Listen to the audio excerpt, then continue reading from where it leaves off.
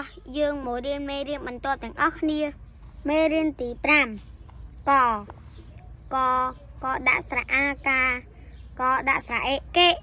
កដាក់ស្រៈអីកៃកដាក់ស្រៈអឺកឺកដាក់ស្រៈអឺគឺកដាក់ស្រៈអូកូកដាក់ស្រៈអូកូ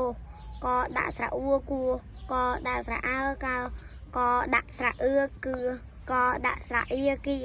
កដាក់ស្រៈអេកេកដាក់ស្រៈអែកែកដាក់ស្រៈអៃកៃកោដាក់ស្រៈអោកោ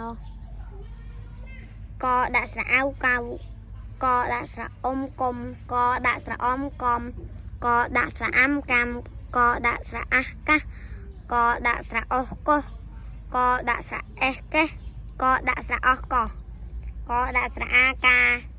កដាក់ស្រៈអីកៃកដាក់ស្រៈអាំកាំកដាក់ស្រៈអេះកេះកដាក់ស្រៈអោះកោកដាក់ស្រៈអ៊ូគួរោគួកដាក់ស្រៈអោះកោក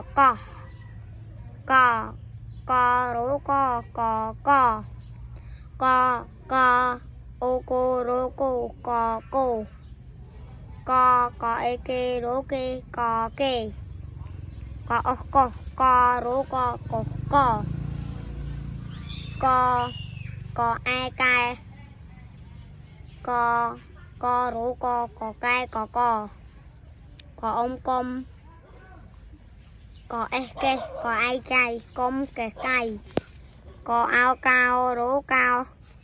កអេគេរោគេអរគុណជម្រាបលា